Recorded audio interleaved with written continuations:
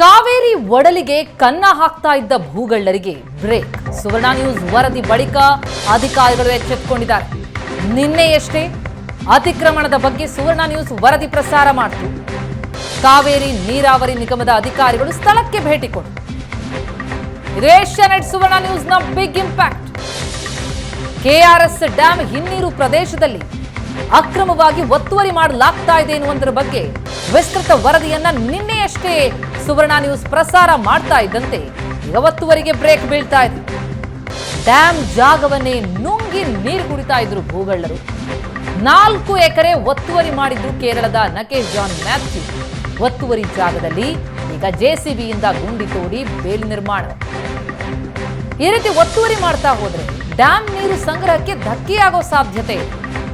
ಈ ಬಗ್ಗೆ ಸುವರ್ಣ ನ್ಯೂಸ್ ವರದಿ ಪ್ರಸಾರ ಮಾಡ್ತಾ ಇದ್ದಂತೆ ಅಧಿಕಾರಿಗಳು ಸ್ಥಳಕ್ಕೆ ಭೇಟಿ ಕೊಟ್ಟಿದ್ದಾರೆ. ಒತ್ತುವರಿಗಾಗಿ ತೆಗೆಯಲಾಗಿದ್ದಂತಹ ಗುಂಡಿ ಮುಚ್ಚುವಂತೆ ಸೂಚನೆ ಸಿಕ್ಕಿದೆ. ಒತ್ತುವರಿ ಪ್ರದೇಶದಲ್ಲಿ ಗುಂಡಿ ಮುಚ್ಚುವ ಕಾರ್ಯ ದೃಶ್ಯಗಳನ್ನು ನೋಡ್ತಾ ಇದ್ದೀವಿ. ಇದು ಸುವರ್ಣ ನ್ಯೂಸ್ ವರದಿಯ ಬಿಗ್ ಇಂಪ್ಯಾಕ್ಟ್.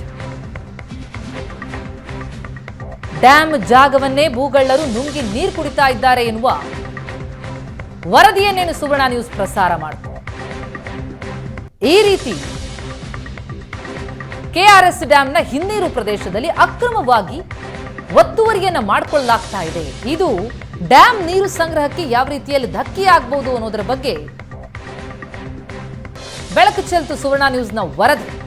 ಇದರಿಂದ ಎಚ್ಚೆತ್ತುಕೊಂಡಂತಹ ಕಾವೇರಿ ನೀರಾವರಿ ನಿಗಮದ ಅಧಿಕಾರಿಗಳು ಸ್ಥಳಕ್ಕೆ ಭೇಟಿ ಕೊಟ್ಟಿದ್ದಾರೆ. ಈ ಬಗ್ಗೆ ಡೀಟೇಲ್ಸ್ ಕೊಡ್ತಾರೆ ನಮ್ಮ ರಿಪೋರ್ಟರ್ ನಂದನ್ ಈಗ ಸಂಪರ್ಕದಲ್ಲಿದ್ದಾರೆ. ನಂದನ್, ನಿಮ್ಮ ವರದಿ ಬಹಳ ದೊಡ್ಡ ಫಲವನ್ನ ನೀಡ್ತಾ ಇದೆ. ನಿನ್ನೆಯಷ್ಟೇ ಅತಿಕ್ರಮಣದ ಬಗ್ಗೆ ಸುವರ್ಣ ನ್ಯೂಸ್ ವರದಿಯನ್ನ ಪ್ರಸಾರ ಮಾಡಿದ್ದು. ಇವತ್ತು ಹಾಗಿದ್ರೆ ಅದಕ್ಕೆ ಬ್ರೇಕ್ ಹಾಕುವಂತಹ ಕಾರ್ಯ ಆಗ್ತಾ ಇದೆಯಾ? ಭೂಗಳ್ಳರನ್ನ ಎಚ್ಚರಿಸುವಂತಹ ಕಾರ್ಯ ಆಗ್ತಿದೆಯಾ? ಹೇಗೆ?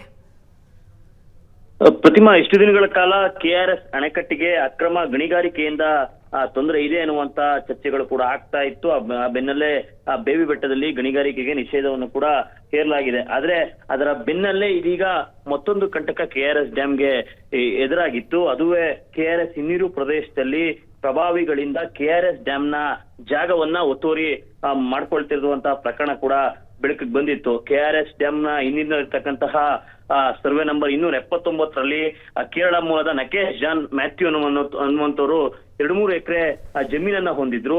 ಇದೀಗ ಅವರು ಹೊಂದಿದ್ದಂತಹ ಜಮೀನುಗಳಿಗಿಂತ ಹೆಚ್ಚಾಗಿ ಡ್ಯಾಮ್ ಜಾಗವನ್ನ ಇನ್ನು 3-4 ಎಕರೆ ಅಕ್ರಮವಾಗಿ ಅತಿಕ್ರಮಣ ಮಾಡೋದಕ್ಕೆ ಪ್ರಯತ್ನವನ್ನು ಕೂಡ ಪಟ್ಟಿದ್ರು. ಅದರ ಸುತ್ತ ಫೆನ್ಸ್ ಅನ್ನ ಹಾಕ್ಲಿಕ್ಕೆ ಜೆಸಿಬಿ ಮೂಲಕ ಗುಂಡಿಯನ್ನ ತೋಡಿ ಒಂದು ವ್ಯವಸ್ಥೆಯನ್ನು ಕೂಡ ಮಾಡ್ಕೊಳ್ತಾ ಇದ್ರು. ಈ ಬಗ್ಗೆ ನಿನ್ನೆ ಅಷ್ಟೇ ಸುವರ್ಣ ನ್ಯೂಸ್ ಒಂದು ವಿಸ್ತೃತವಾದಂತಹ ವರದಿ ಪ್ರಕಟ ಮಾಡಿತ್ತು.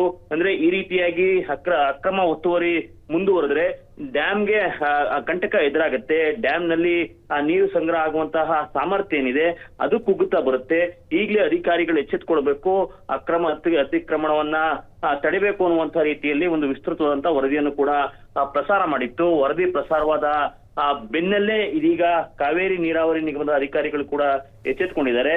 ಆ ಸ್ಥಳಕ್ಕೆ ಕೂಡ ಭೇಟಿಯನ್ನ ಕೊಟ್ಟು ಮಾಲೀಕರಿಗೆ ಎಚ್ಚರಿಸುವಂತ ಕೆಲಸವನ್ನು ಕೂಡ ಅವ್ರು ಮಾಡಿರ್ತಕ್ಕಂಥದ್ದು. ಅಂದ್ರೆ ಈ ಕೂಡಲೇ ಏನ್ ಅಕ್ರಮ ಒತ್ತುವರಿ ಆಗ್ತಾ ಇದೆ ಅದನ್ನ ನಿಲ್ಲಿಸಬೇಕು, ಫೆನ್ಸ್ ಅನ್ನ ಹಾಕ್ಲಿಕ್ಕೆ ಒಂದು ಗುಂಡಿಯನ್ನ ಕೂಡ ತೋಡಿದ್ರು, ಅದನ್ನು ಕೂಡ ಮುಚ್ಚಬೇಕು ಅನ್ನುವಂತ ರೀತಿಯಲ್ಲಿ ಸೂಚನೆಯನ್ನ ಕೊಟ್ಟು ಬಂದಿದ್ರು.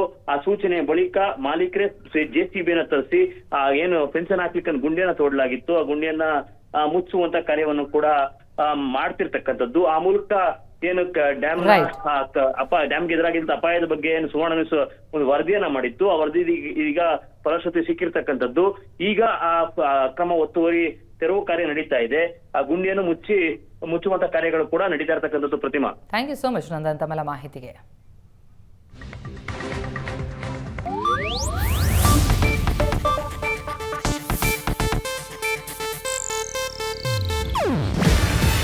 ಇದು ಏಷ್ಯಾನೆಟ್ ನ್ಯೂಸ್ ನೆಟ್ವರ್ಕ್ ಪ್ರಸ್ತುತಿ. ನೀವು ನೋಡ್ತಿದ್ದೀರಾ ಏಷ್ಯಾನೆಟ್ ಸುವರ್ಣ ನ್ಯೂಸ್.